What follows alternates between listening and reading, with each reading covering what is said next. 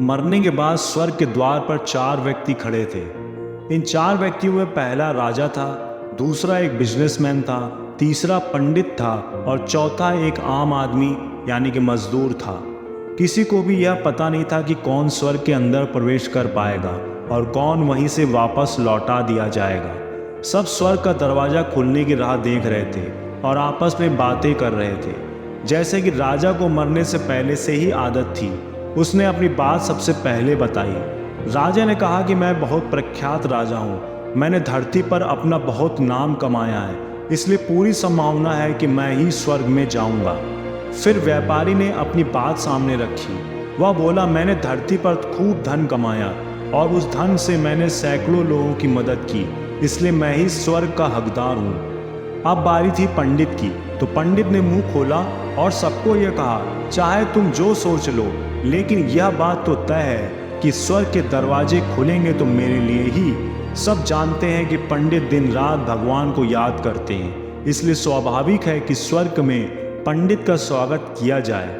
जब सबने अपना अपना पक्ष रख दिया, तब सबकी नज़र उस मजदूर पर थी जो चुपचाप अपनी नज़रें नीचे झुकाए बिना कुछ बोले वहीं पर खड़ा रहा। स्वर्ग का दरवाज़ा खुला और वहाँ पर एक देवदूत आकर खड़ा हो गया। देवदूत के हाथों में एक पुस्तक थी जिसमें इन सभी के कर्मों के बारे में लिखा हुआ था। देवदूत ने सबसे पहले राजा को अपने पास बुलाया और उसको पूछा, तुम बताओ, तुमने अपने जीवन में क्या क्या अच्छे कर्म किए हैं। मैं उन्हें इस पुस्तक में देखकर फैसला करूंगा कि तुम्हें अंदर आने देना है या नहीं। राजा ने कहा कि मेरा राज्य जितना बड़ा था उतना ही समृद्ध था और मेरी राज्य के सभी लोग खुशहाल थे, सभी बड़े आनंद से रहते थे। मैंने उन्हें कभी भी किसी भी चीज़ की कमी नहीं होने दी। यही मेरे अच्छे कर्म हैं। देवदूत ने अपने पुस्तक में देखा और देखने के बाद राजा से कहा, तुम सच बोलते हो, तुमने अपने राज्य की प्रजा को बहुत सुखी रखा था, लेकिन तुमने अपने राज्य की सीमा बढ़ाने के लिए जितने युद्ध किए थे, उन युद्ध की वजह से हजारों सैनिकों ने अपनी जान गंवा दी थी। उन हजारों सैनिकों के परिवार के दुख का कारण तुम बने थे, इसलिए तुम स्वर्ग में नहीं जा सकते। अब बारी थी व्यापारी की। व्यापारी से जब देवदूत ने पूछा कि तुम्हारे अच्छे कर्म क्या हैं, तब व्यापारी ने उससे कहा, मैंने सैकड़ों लोगों को खाना खिलाया है, कई आश्रमों में दान किया है, कई निराश्रित लोगों के लिए घर बना कर दिया है। यह मेरे अच्छे कर्म हैं। देवदूत ने फिर से अपनी पुस्तक में ध्यान से देखा और देखने के बाद व्यापारी से कहा, तुम्हारा कहना भी ठीक है, तुमने बहुत दान धर्म किया है, लेकिन यह दान धर्म तुमने जिन पैसों से किया है, उन पैसों को कमाने के लिए तुमने ना जाने कितने झूठ बोले हैं, कितनी हेरा फेरियाँ की हैं और कितनी मिलावटें की हैं, इसलिए तुम भी स्वर्ग में नहीं जा सकते।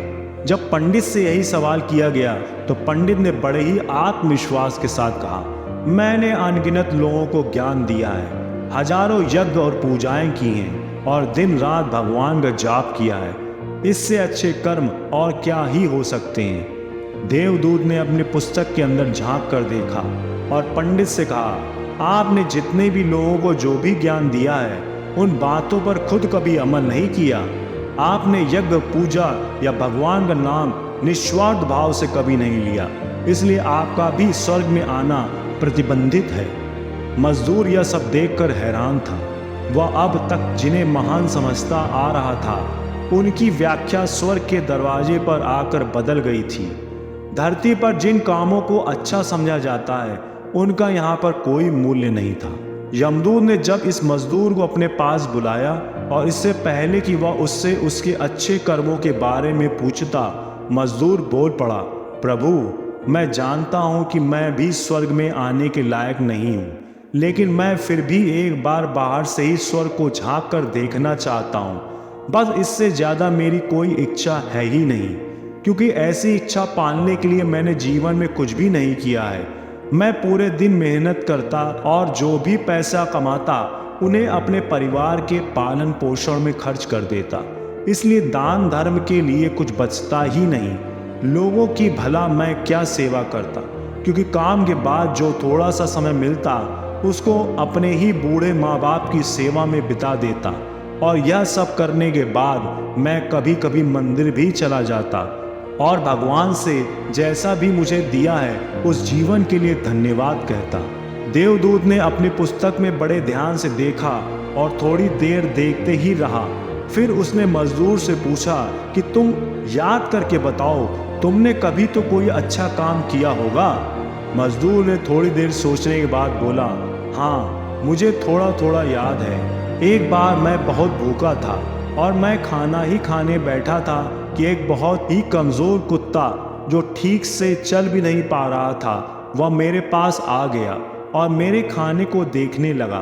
तब मैंने अपनी रोटी उसे खिला दी थी और उस दिन मैं खुद भूखा सोया था। मजदूर की बात सुनने के बाद देवदूत मुस्कुराया और मजदूर को बड़े सम्मान से स्वर्ग के अंदर लेकर गया। दोस्तों, अच्छे कर्म लोभ, मोह, माया इन सब भाव में आकर नहीं किए जाते और ना ही उन्हें अच्छे कर्मों की श्रेणी में गिना जाता है। निस्वार्थ भाव से किया गया एक ही अच्छा कर्म भी आपके जीवन के सारे पाप धोने की शक्ति रखता है। इसलिए जब भी मौका मिले निस्वार्थ भाव से और अच्छे मन से अच्छे कर्म किया करें। ये 3 एहसान लोगों पर अवश्य करें। फायदा नहीं पहुंचा सकते तो किसी का नुकसान भी ना करें। खुशी नहीं दे सकते तो किसी को दुख भी नहीं देना चाहिए। अगर तारीफ नहीं कर सकते तो किसी की बुराई भी मत करना। धन्यवाद।